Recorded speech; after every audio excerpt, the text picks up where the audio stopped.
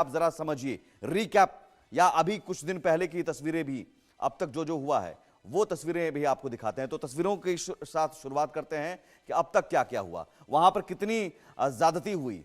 ये थोड़ी आवाज भी इसमें दीजिए कि कुछ दिन पहले हमने ये तस्वीर दिखाई कि अंतिम संस्कार की शर्त अल्लाह अकबर। वहां पर यह है कि हिंदू परिवार जो है उनका अंतिम संस्कार अगर किसी परिजन का होता है तो वहां पर शर्त ला दी जाती है कि अल्लाह अकबर आपको बोलना है, इस्लामिक रीति रिवाज से करना है। ये कुछ दिन पहले की तस्वीरें हैं बांग्लादेश में।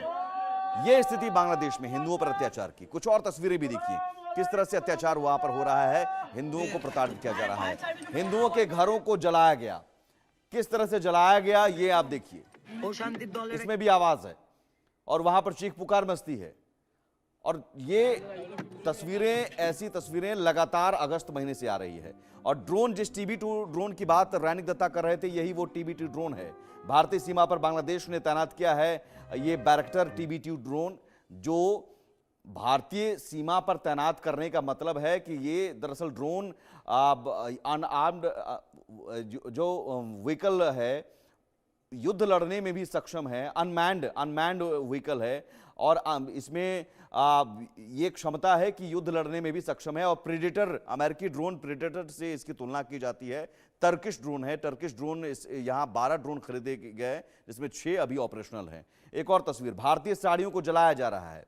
अब समझिए उकसावे की एक एक कार्रवाई की तस्वीरों को देखिए। ये तस्वीरें उकसावे की कार्रवाई से जुड़ी हुई है।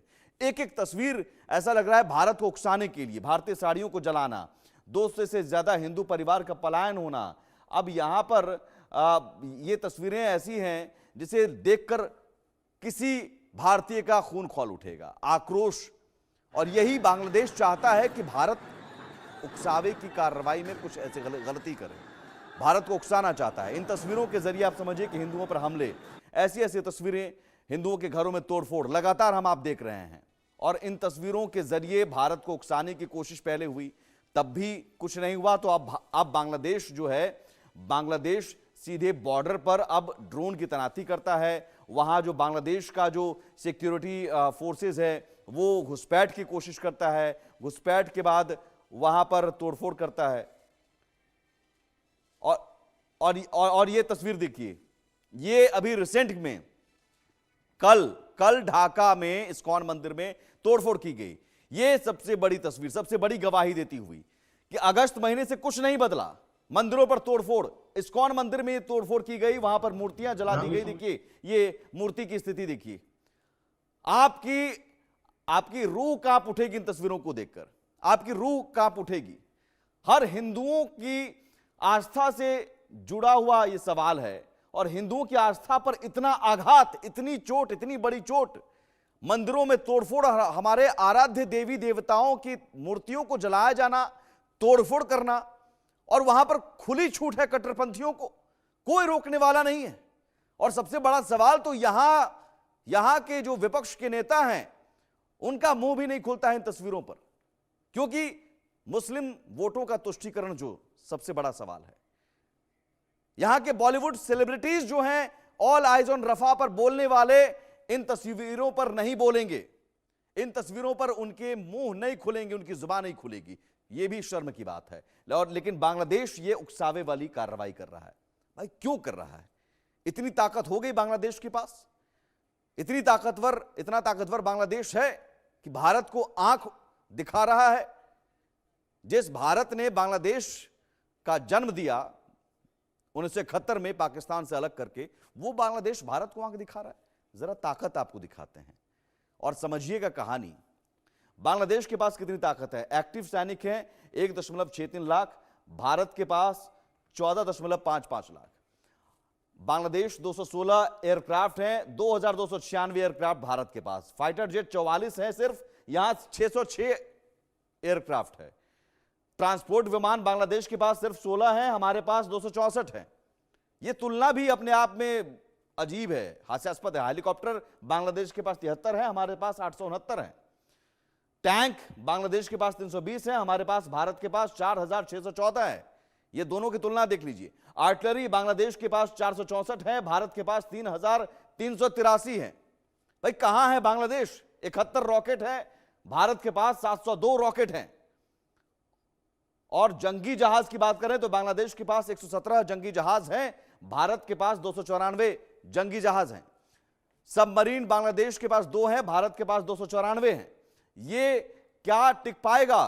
बिल्कुल, हम कुछ और भी आपको दिखाएंगे तस्वीरें और ग्राफिक्स, लेकिन उसके जरिए आपको बताएंगे कि अभी अभी अभी फिलहाल ताकत पर जरा हम अपने विशेषज्ञों से समझें कि ये ताकत दिखाने के पीछे, और हम आते हैं ताकत दिखाने के पीछे दरअसल ये वजह हम समझना चाह रहे हैं कि बांग्लादेश के पास इतनी भी ताकत नहीं है कि वो लड़ सके, तो फिर लड़ना क्यों चाह रहा है? Major general retired Sanjay Mistan defence expert हैं, युवराज पोखरना कॉलमनिस्ट हैं हमारे साथ, जयंत कृष्ण हैं विदेश मामलों के जानकार, महेश सचदेव हैं पूर्व राजदूत।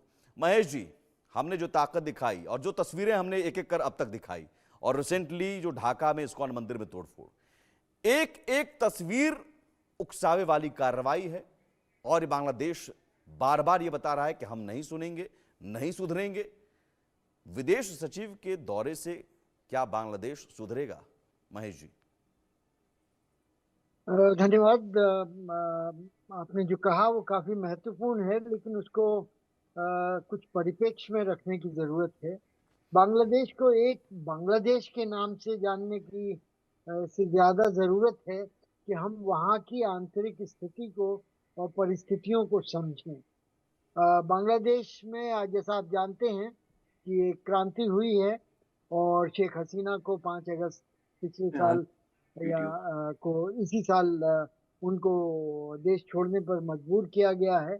और एक तरह से सैनिक सरकार है, और जिसके के मुखौटा जो है वो यूनुस बने हुए हैं प्रधानमंत्री के तौर पर। और इनका जो है वो संक्रमण काल है, और चुनाव होने की जो है वो घोषणा होनी बाकी है, लेकिन वो कटिबद्ध हैं कि चुनाव किया जाए। तो इस काल में तरह तरह की जो शक्तियां हैं बांग्लादेश की राजनीति में, उनके जो इकोसिस्टम में, उसको वो अपने तरह से काम कर रहे हैं। और उनमें सबसे बड़ी चीज यही होती है कि बड़ा भाई, बिग ब्रदर बगल में है, जिससे कि हमें खतरा है।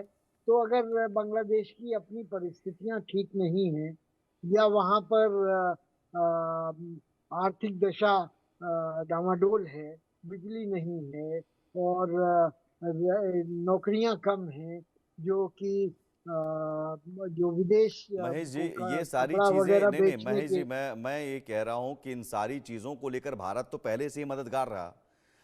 अब यहां पर स्थिति ये है कि अगर वहां कट्टरपंथियों की सरकार है, या कट्टरपंथियों की या जमातियों की अगर वहां पर चल रही है, और हम हिंदुओं भाइयों पर अत्याचार हो रहा है, मंदिरों को तोड़ा जा रहा है, और अब यहाँ तो बॉर्डर पर भी अब सिक्योरिटी वहाँ पर घुसपैठ कर रहे हैं, तो बड़ा भाई होने के नाते हम सब कुछ देखते रहें क्या? अब मेरा सवाल है कि विदेश सचिव के दौरे से हमें क्या मिलेगा? इस दौरे को लेकर आपसे सवाल है, समझना चाहूंगा क्या। जी, विदेश सचिव का दौरा बहुत महत्वपूर्ण है, वो 2 दिनों में शुरू होने वाला है। और नई सरकार के साथ ये पहला एक बड़ी पहल की जा रही है भारत द्वारा। और मेरे ख्याल से ये काफी संवेदनशील मुद्दा है।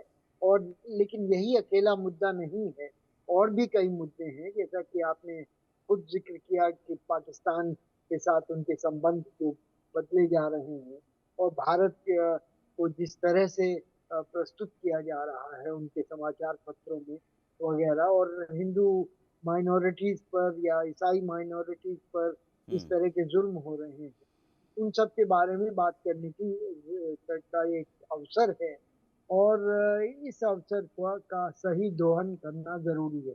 लेकिन अगर हम उत्तेजित होकर के इस समय बात करेंगे, तो एक दूसरे से बात करने की बजाय एक दूसरे पर बात करेंगे, और तू तू मैं होगी, और उसका नतीजा मेरे ख्याल से जो हमें तो आप आपको इच्छा लगता है करनी कि चाहिए। डिप्लोमेसी